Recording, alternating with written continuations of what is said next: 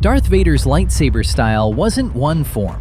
It was three, stitched together inside a body that shouldn't have been able to fight at all. Even the weapon in his hand had to be forced into shape first. Its crystal resisted him with visions of the man he could still choose not to become.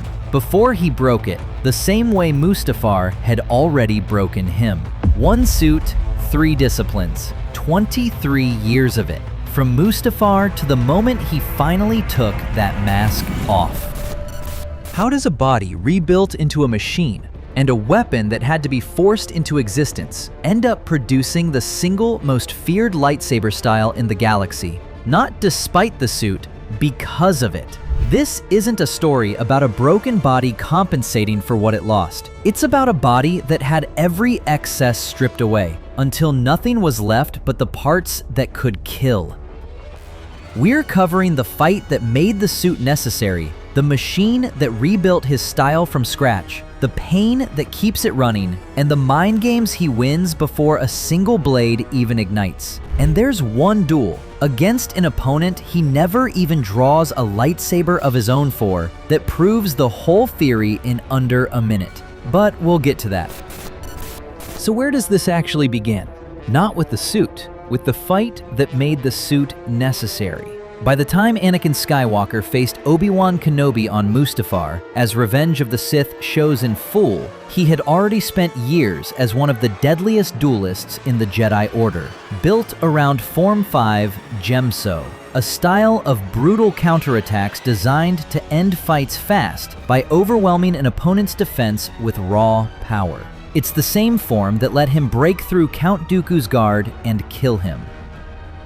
Obi-Wan, by contrast, fought Form 3 Sorisu, pure defense, patience, almost no wasted motion, in one of the saga's most brutal blade-to-blade fights. On paper, Anakin's aggression should have worn Obi-Wan down. Instead, it did the opposite. Sorisu isn't built to win fast. It's built to survive long enough for the aggressor to make one mistake. And Anakin, blinded by rage and grief, handed him exactly that at the edge of a lava river. The lesson buried inside that defeat wasn't attack less. It was waste nothing. Obi-Wan won on economy, not power, and Vader would spend the rest of his life becoming a version of himself with no choice but to learn that same lesson permanently. So what does a Sith Lord do when the body that made him dangerous is gone?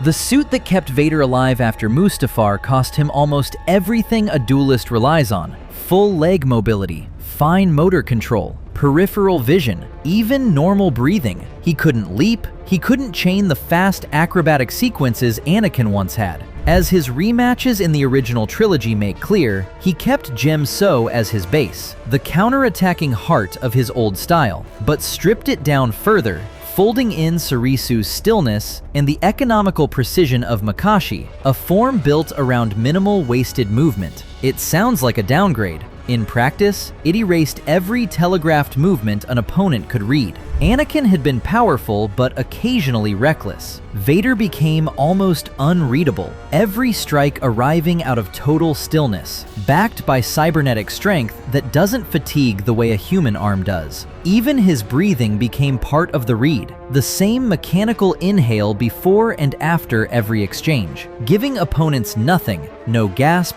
no hesitation to time an attack against.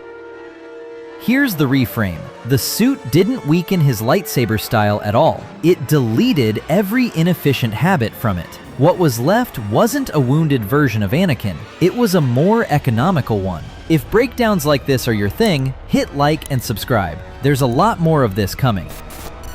But economy alone doesn't explain the sheer force behind his strikes. Something else is powering that machine. The Legends novel, Dark Lord: The Rise of Darth Vader, spends real time on exactly how uncomfortable that first suit was for him to live inside. Tight, restrictive, a permanent, low-grade irritant he could never switch off. You'd expect that kind of discomfort to be a liability in a duel, a distraction to exploit. For most fighters, it would be. For Vader, it works the other way. constant physical strain keeps his anger perpetually close to the surface, and the dark side runs on exactly that emotion. Every strike is drawing on a reservoir of rage that never gets a chance to cool, because the suit never lets it. The armor isn't just life support, it's a battery that never stops charging. So far, that's a body built to hit harder, but the weapon in his hand isn't neutral either, and that's where this gets stranger. After Mustafar, Vader tracked down and killed the Jedi Master Kirak Infila to claim his lightsaber, then returned to the site of his own defeat to perform the bleeding ritual, corrupting the crystal's kyber with grief and fury until it turned red. The 2017 Darth Vader comics show the crystal actively resisting him, flooding him with visions of the man he could still choose not to become, before he forces it into submission. A kyber crystal isn't supposed to have a side. It naturally leans toward the light, which is exactly why bleeding one is a ritual and not a purchase. What that means in practice is unsettling. Vader's blade isn't neutral steel and plasma pointed at an enemy. It's a weapon he had to break first, the same way he broke himself, which is why every strike carries not just force, but an intent the weapon itself had to be forced to share. Separately, in Legends continuity, his lightsaber is described as dual phase. A second crystal let him shift its length mid-duel, a trick Jedi considered dishonorable and rarely saw coming. All of that explains what happens once the blade is already swinging. It doesn't explain how many of his fights are decided before that. The Sith call it Dunmukh, using words, not the blade, to unravel an opponent's focus before or during a duel. During the Cloud City duel in The Empire Strikes Back, Vader has already beaten Luke physically. His hand is gone, his lightsaber lost, but the blade was never the finishing blow. Cornering him, Vader delivers 5 words that undo him completely. No, I am your father.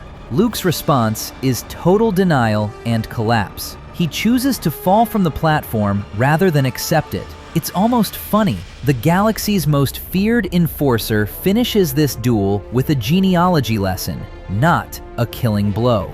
But Dunmukh only works on a mind that's still divided, which is exactly why it lands so reliably on Jedi and barely registers on a pure brute force opponent. It isn't aimed at the body. It's aimed at the concentration the Force itself depends on, meaning Vader is frequently winning duels before his blade has done anything at all. But Dunmukh has a limit. It only works on a mind that's still divided, still thinking. So what happens against someone who barely gets the chance to think at all?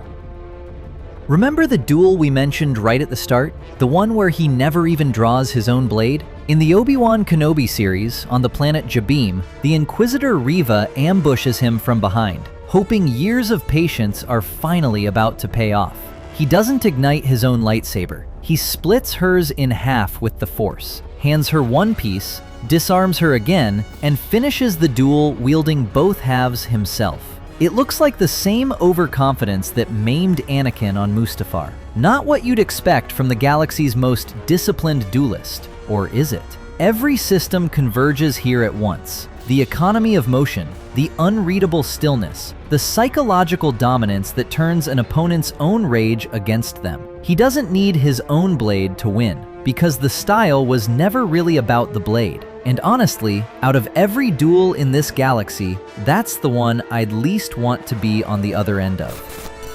That duel on Jabeam already looks like the ceiling of what this style can do. What it's actually built on runs deeper than any single fight. Every legendary duelist in this galaxy wins by having more of something. More speed, more precision, more raw power. Vader is the only one who became the most feared blade in the galaxy by having less. Fewer options, fewer movements, fewer places for an opponent to find an opening. The armor that was supposed to be a life support prison ended up doing the one thing training alone never could. It removed every choice except the efficient one, until efficiency was the only thing left of him. That's not a broken man compensating for what he lost. That's a weapon with nothing left in it to cut away. And personally, I think that's a far more frightening kind of power than anything the Force alone could have given him.